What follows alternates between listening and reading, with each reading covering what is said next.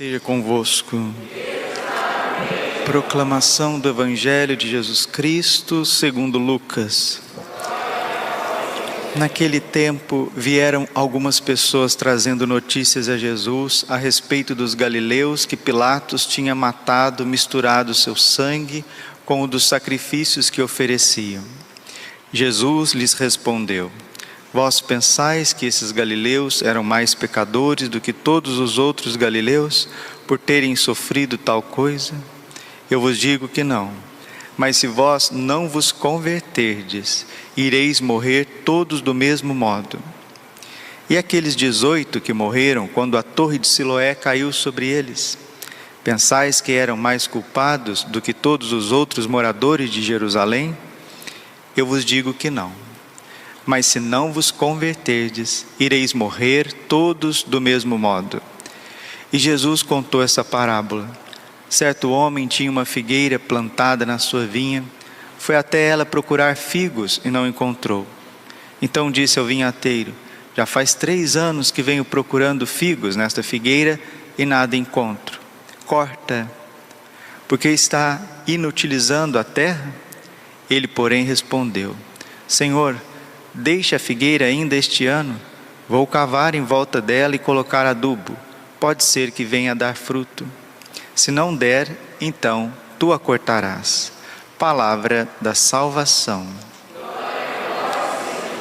Ave Maria, cheia de graça, o Senhor é convosco. Bendita sois vós entre as mulheres, bendito o fruto do vosso ventre, Jesus.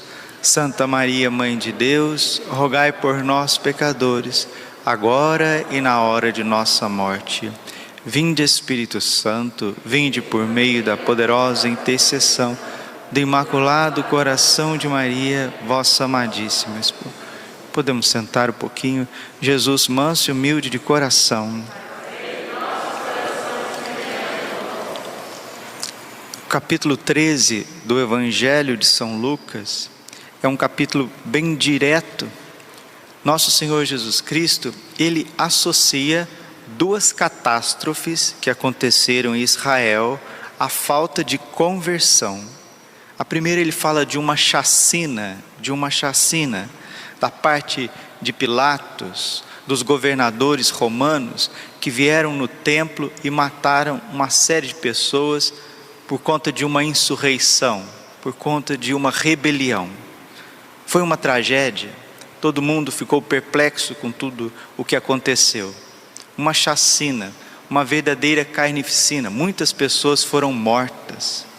E depois Jesus associa também a falta de conversão à queda de uma torre, a torre de Siloé.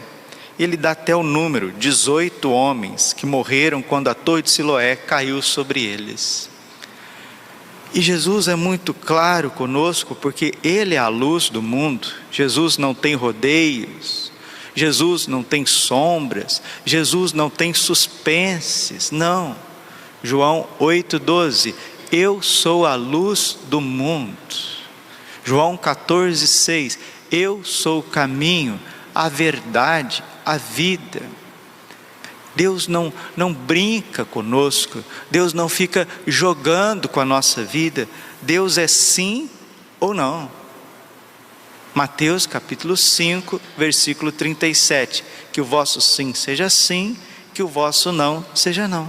Pois bem, esse Jesus que é vida, esse Jesus que é sim, esse Jesus que é caminho, Jesus que é luz, Jesus que é a bondade, que é a ternura, é nosso Senhor Jesus Cristo que está dizendo: se não vos converterdes, acontecerá com você, com a sua família, com a sua comunidade, com a sua cidade, com o seu estado, com o seu país, com este mundo, o que aconteceu naquela chacina de Pilatos, o que aconteceu naquele acidente da torre de Siloé. É isso, meus irmãos. Por quê? Às vezes a gente tem uma visão muito negativa de Deus.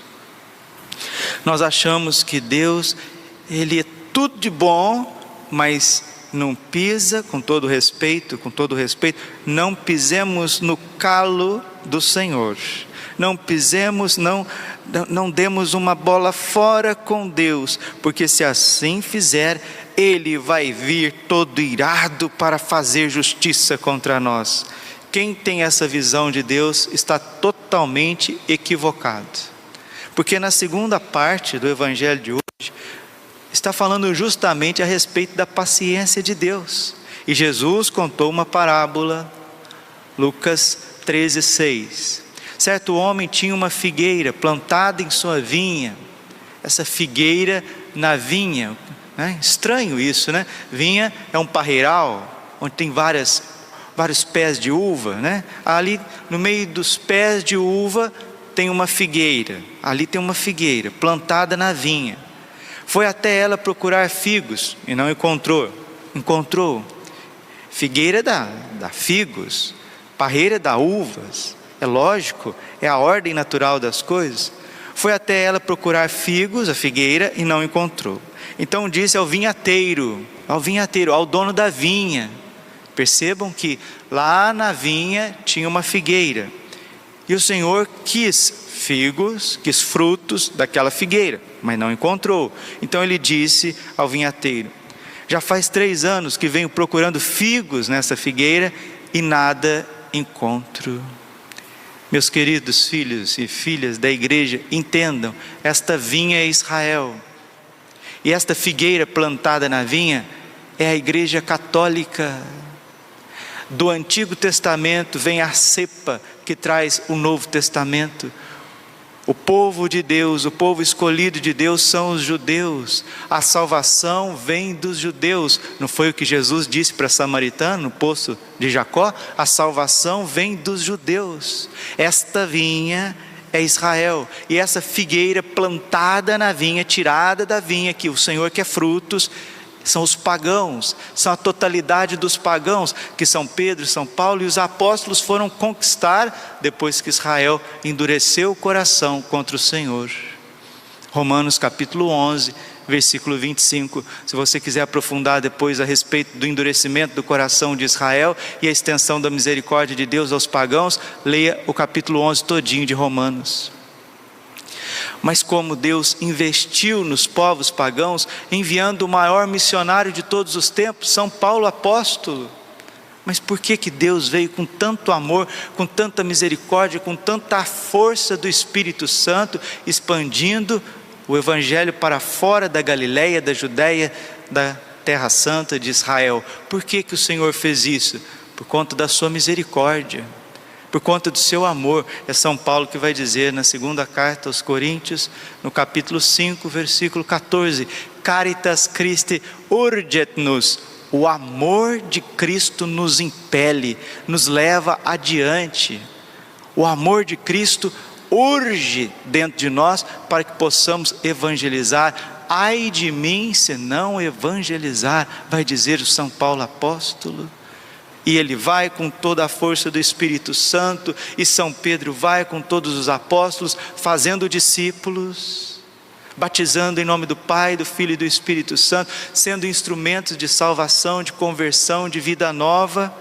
No entanto, o que Deus quer de toda essa empreitada da sua misericórdia, Ele quer frutos de uma vida nova. E Ele diz então ao vinhateiro: já faz 3 anos, 3 na Bíblia é um número significativo, já faz 3 anos que venho procurando figos nessa figueira e nada encontro. Corta, porque ela está inutilizando a terra? Perguntou. Ele porém respondeu: Senhor, deixa a figueira ainda este ano, vou cavar em volta dela e colocar adubo, pode ser que venha dar fruto, se não der, então tu a cortarás. Essa figueira também é você. Se você não der fruto, e não é interpretação do Padre Braulio, não é exegese do Padre Braulio, não é hermenêutica do Padre Braulio, é a palavra de Deus. Se você não der fruto, você vai ser cortado e jogado fora. Mas não porque Deus é irado, não porque Deus não suporta ser desonrado, não porque Deus age assim com justiça, porque Ele é caprichoso, e ai daqueles daqueles que o ofenderem, ai daqueles que não andarem na regra com ele, ele vai agir através da sua justiça. Não, não. Primeiramente porque no próprio pecado está a desordem. No próprio pecado está a autodestruição. Nós ouvimos essa semana, meus queridos, nós ouvimos Romanos 6:23, o salário do pecado é a morte, a consequência do pecado é a morte. Vamos pensar aqui um pouquinho, vamos pensar, vamos usar um pouquinho a nossa inteligência, a inteligência que Deus nos deu. Pegue um carro ele tem uma ordem de funcionamento. Pega aí uma usina nuclear, ela tem uma ordem de funcionamento. Pega um computador, ele tem uma ordem de funcionamento. Tudo é pautado por causas e efeitos e uma ordem. Se você chega no motor, joga uma barra de ferro, aquilo vai explodir.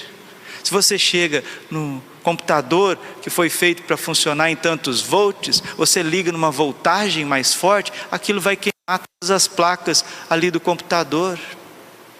Tudo acontece com ordem. O carro é a mesma coisa. O motor do carro foi feito para funcionar com gasolina, com álcool, etanol. Se você vai e coloca água lá no motor do carro, vai fundir o carro. Tudo tem uma ordem. Quando Deus criou o céu e a terra, Ele estabeleceu uma ordem. E Santo Agostinho diz que a paz, o que é a paz? É a tranquilidade da ordem.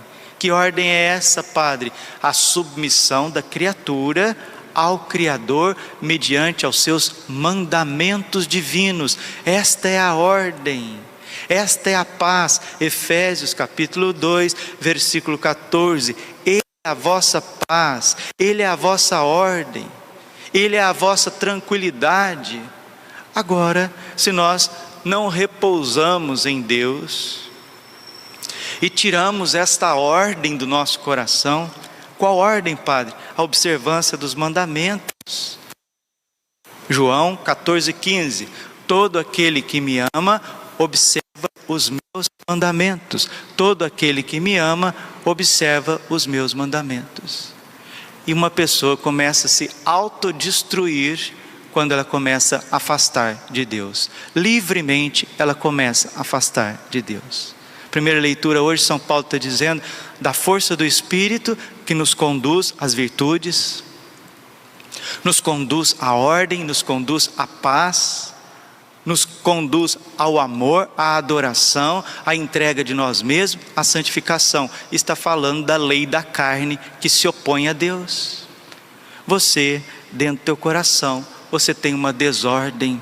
Essa desordem chama-se pecado. Peccatum, em latim, se traduz como erro. Dentro de você tem um rebelde, dentro de você tem um cabrito, dentro de você tem um insano, um perturbado, um maluco, um revoltado dentro de mim e de você, que pode fazer uma besteira a qualquer momento. É verdade ou não é? E por que nós agimos assim? Porque nós entramos num mundo sem Deus. O Papa Bento XVI, ele disse uma coisa muito interessante: o homem pode construir sim um sistema sem Deus, mas depois ele não pode segurar o desencadeamento e a desordem que sucede disso. Nossa Senhora apareceu em Fátima dizendo que se nós não nos convertermos, virá um grande castigo.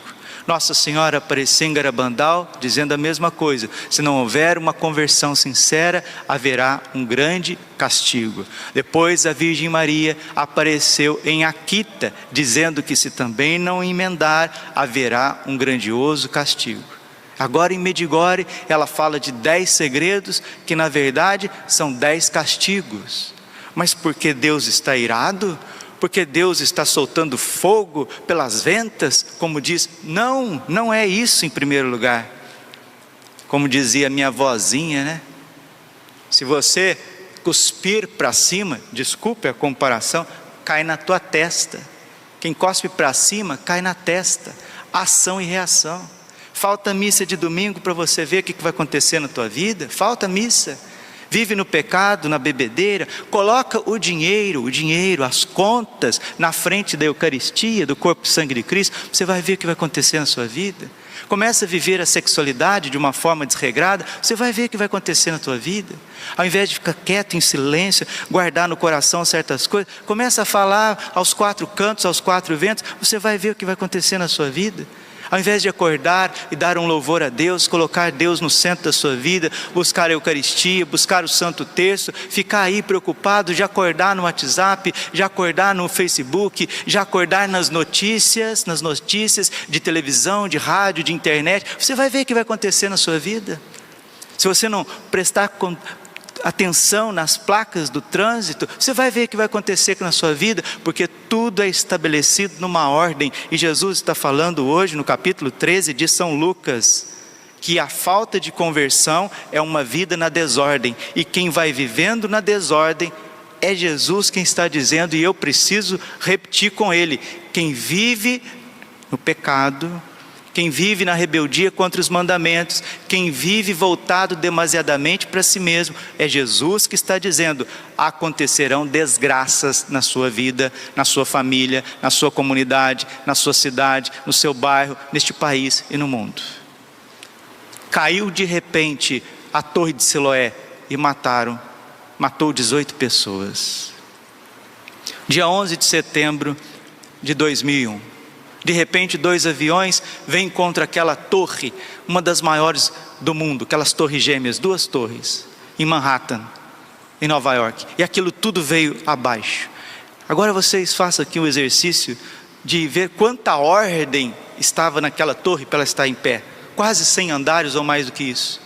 Milhares de pessoas trabalhando ali no centro, no coração de Nova York, tudo ordenado, tudo concatenado para que aquele edifício ficasse em pé, e ele já tinha muitos anos que ele estava funcionando, e se não houvesse aquela chacina, aquele acidente, como houve com Pilatos, como houve lá na Torre de Siloé, se não houvesse, as torres gêmeas estavam em pé, até agora, funcionando normalmente, mas ali houve uma intervenção maligna.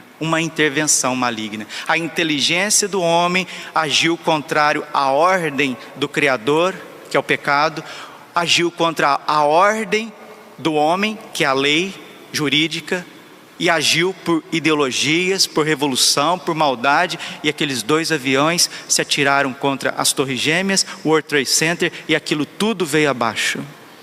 É isso.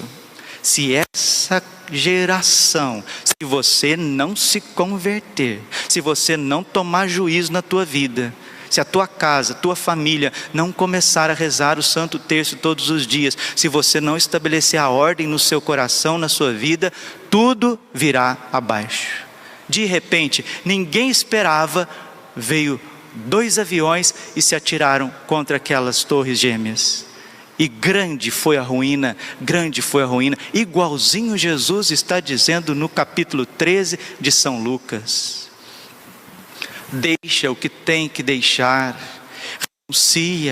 renuncia ao que precisa ser renunciado, deixa para trás o que precisa ficar para trás, procura a confissão, estabelece de novo a ordem, a paz no teu coração, mediante: Senhor, misericórdia de mim, porque eu sou pecador.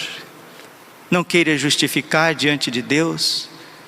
Quieto, todos nós estamos errados diante de Deus, e a primeira palavra que precisa sair dos nossos lábios, do nosso coração, é piedade, Senhor, misericórdia. E como nós vimos hoje no Evangelho, na parábola 13, versículo 6 de São Lucas, deixa mais um pouquinho, vamos ter paciência com ele, para ver se ele emenda, se ele toma juízo, se ele cresce, se ele amadurece, se ele acalma, se ele tem mais paciência, se ele é mais misericordioso, se ele é mais leve consigo e com os outros. Vamos ter um pouquinho mais de paciência. Então não abusa da paciência de Deus, não abusa, porque se não produzir frutos, se você não mudar de vida, se você não colocar Deus em primeiro lugar na tua mente, no teu coração, nas tuas ações, são as tuas próprias escolhas. Desculpe, eu preciso falar com o Evangelho. São as tuas próprias escolhas que vão te levar para a desgraça, para a catástrofe, para o mal, para o escândalo. E Deus não quer isso. Deus não quer isso. Romanos capítulo 8, versículo 31 e 32. Se Deus é por nós, quem será contra nós? Deus é por ti. Deus é pela tua dor, Deus é pela tua fraqueza, Deus é pelas tuas contas, Deus é pela tua tristeza, Deus é pelo teu futuro, Deus é pelos teus filhos, Deus é pela nossa igreja, Deus é pela propagação do Evangelho, Deus é para a fecundidade apostólica, Deus é para as vocações, Deus é para as purificações, Deus é para a misericórdia. Se Deus é por nós, quem será contra nós? O inferno treme diante da misericórdia de Deus. O mundo será aniquilado diante do poder de Deus. As forças do mundo não têm capacidade de enfrentar a misericórdia de Deus. Jesus disse para Santa Faustina que o mundo só encontrará paz quando se voltar humildemente à sua infinita misericórdia. O que vale para o mundo inteiro, vale para cada um. O mundo só encontrará paz quando se voltar humildemente à misericórdia de Deus. Volte você à misericórdia de Deus, porque se Deus é por nós, quem será contra nós? Aquele que não poupou o seu próprio filho, mas o entregou por nós, como não nos daria com ele todas as coisas? Medita sobre isso. Se Jesus sangrou até a última gota de sangue, para que você tenha vida e vida em abundância, João 10:10, agora Ele vai te deixar faltar arroz, feijão, uma mistura, a tua conta de água, a tua conta de luz, teu combustível, a comida dos teus filhos? Não insultemos Deus. Padre Pio sempre dizia, a dúvida é um insulto a Deus. Dúvida, será que Ele me ama? Será que Ele vai me guardar? Será que vai dar certo? Essa dúvida, segundo o coração do Padre Pio, e eu concordo com ele, é um insulto contra Deus. E quando você duvida do amor de Deus, você entra num mato sem cachorro, você entra num balaio de gato, você entra numa desordem que não tem fim. Deus está tendo paciência comigo e com você, para que você volte ao normal e produza frutos de humildade, de esperança, de caridade, de alegria, de bondade, de benignidade, de longanimidade, de felicidade, de paz, de ternura, de misericórdia, de compaixão, de sacrifício, de santidade.